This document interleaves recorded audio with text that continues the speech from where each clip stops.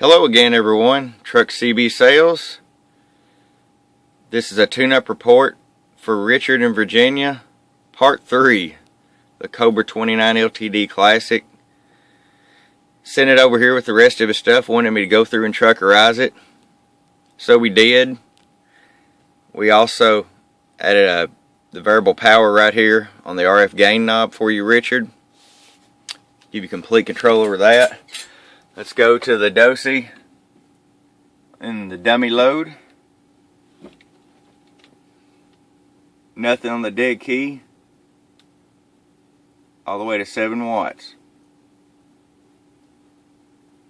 Put it at 1 watt. Audio. Well, look at there. Let's go to the 200 watt scale. Audio. 11111. Audio. About 22, 23 watts for you there, Richard. This thing is loaded with audio, man.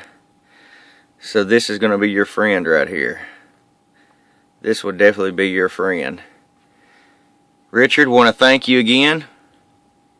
If anybody has any questions or comments, give me a shout, truckcbsales@gmail.com.